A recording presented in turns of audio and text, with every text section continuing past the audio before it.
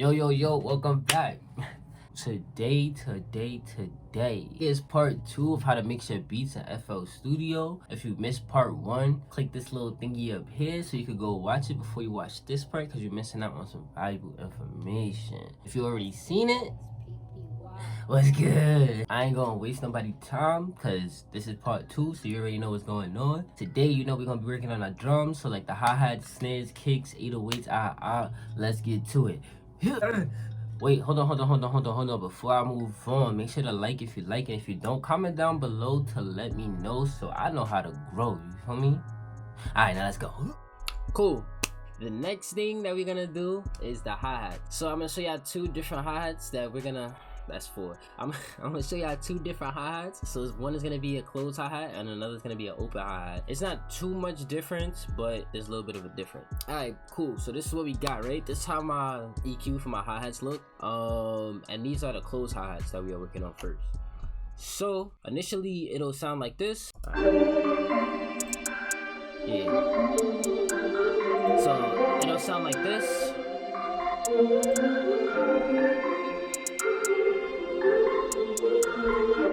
Feel me? Real nice, calm. Y'all ever mixing y'all beats? Y'all just fall in love with it the more y'all mix it. Oh man. But yeah, so basically what I like to do is I like to take a little bit out of the really high highs, just because I know those frequencies can get annoying the listeners, because it gets annoying to me when I'm mixing. So you hear it, and then now I'm gonna take a little bit out of the lower highs, and then I'm basically just gonna keep it up to where it says presence and treble, and then this is how it's gonna sound.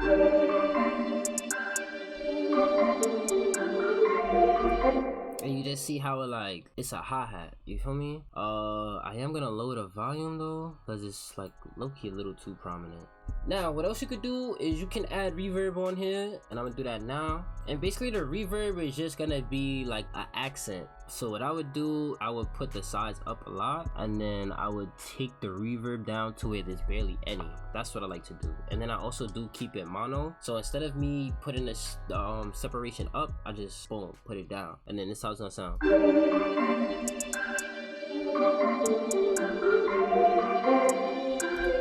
And you see how it just helps it blend in, like, so yeah. You could also, you know, up the reverb a little bit. I'll take the size down just a tad, and then, you know. So the next thing is gonna be the open hi-hats, which is basically like a cymbal. So this is what it's gonna sound like. You hear that like that.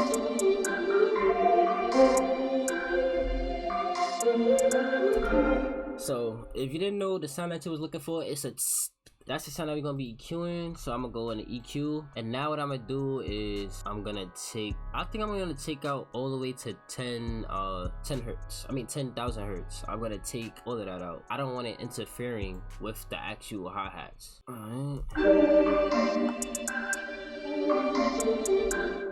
Alright, so correction, I took out until I got to 6,300 hertz. So you could just say 6,000. I don't know, I felt like it was too impactful, and I felt like it was gonna interrupt the other hi-hats, so I took it out to 6,000 hertz. I took the low end out until like 2,000 hertz.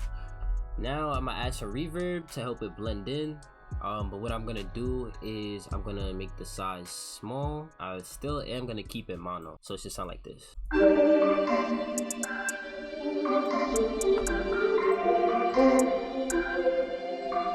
Correction again, I had a big room on the reverb. I did add some separation, not too much, I think like 50%, and then I kept the wetness up on the reverb. So yeah, now with the hi-hats mixed, this is how it sounds.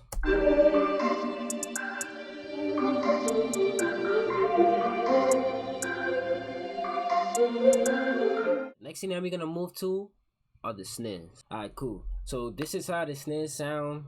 There's the clap. So it's like a real lo-fi clap. It's real sharp at the top. So I'm opening my clap preset. It's only an EQ in here, and this is how it looks. So basically, to explain it, what I did is I took out the lows and I boosted the mids a little bit to emphasize the heaviness of the clap. So yeah, this is how it's gonna sound with the preset on.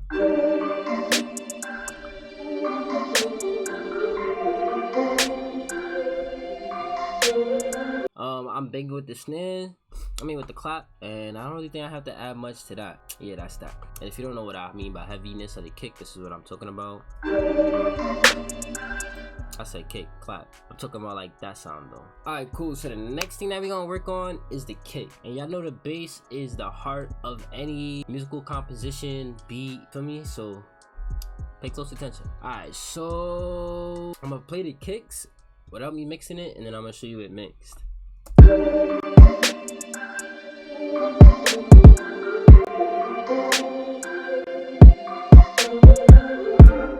So that's the kicks, right? So what I'm gonna do now is I'm gonna go to my kick preset. So the first thing that's in there is this EQ. Alright, so when I first started learning how to do kick, I learned a rule of thumb. So basically with kicks, you're going to take the high end out until it gets to the mid. Alright, so right here. Then you're gonna take the lows out until it gets to like, I think it was like 50 or 60. It is one of those. And then it's gonna sound like this.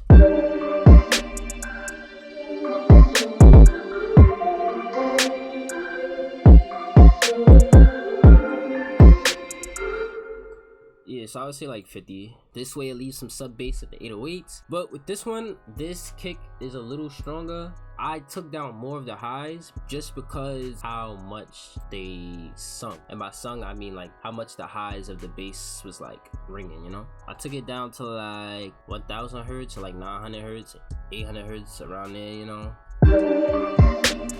And then it was just a calmer kick, you feel me? Now the next thing that I do, I learned from my son Timlin. He has a master class and I was watching it, and basically what he does with his bass is he turns that motherfucker up. Like, you see how this shit is? You ain't never see nothing. Ooh, I'm cursing. You see how this is? It's all the way up, which makes the bass sound like this. And it's like, it gives you that power. Now what you're gonna wanna do is you're gonna wanna add some distortion. That is the secret key to having your bass pushed out the speakers, is distortion, you feel me? So yeah, I'm gonna add some distortion to it. There's two ways you can add distortion. The first way is you can go to pretty fast distortion. You could right click on the presets that they have. I use two. I use some oomph and overdrive. Lately I've been using overdrive, and this is how it's gonna sound.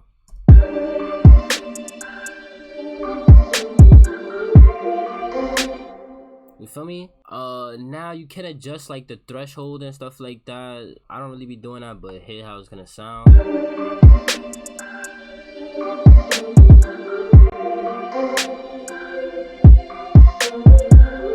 Yeah, so basically I opened up the threshold just a little bit, and then I put the post gain up, and then yeah, that's how it sounds. I kept the mix all the way to 100. Let's see what it sounds like with the mix turned down.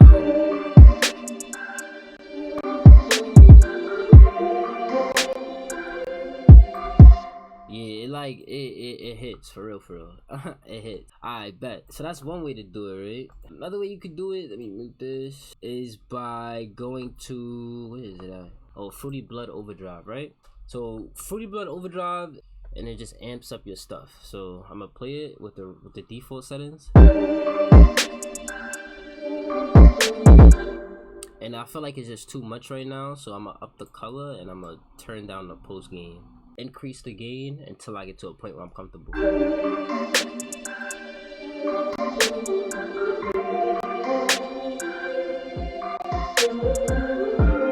So, yet again, this is a plugin that I have not done the technical research on, but it is something that I use, but I just don't know what I'm doing when I'm using it. So, unfortunately, I can explain it to you. For me, with this kick, it's not working with it, so I'm just gonna use the first option. It gave me more oomph to it, and the kick is really sticking. Now another way that you could increase the impact of your kick by going to the actual sound itself, you know, just click on your sound, come up to this, you're gonna click here where it says resample, and you're just gonna click E3 mono. That's it. Which all it does is making it more mono so that the sound is direct impact. You feel me? And then you could also do the same here. You could turn down the attack, up the hold to max. You could take down the decay and take down the sustain and the release, and then boom, now you have a very serious kick.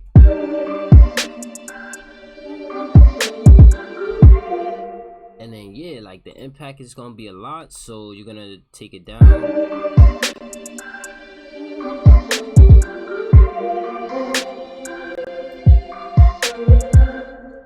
And then yeah, that's how I mix my kick. So that is the end of the video. I hope you guys learned something today. Actually, if you made it up to this part, comment down below to let me know what you learned today, what you took away from this video. You feel me?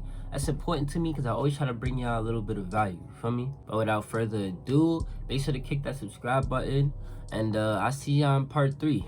Peace. Yeah. I hope you don't hate me after I go. You were the one who made me. I hope you don't replace me after I go, cause you're the one who changed me. I hope you don't hate me after I go, cause you're the one who made me. I hope you don't replace me after I go. You were the one who changed me. I know you really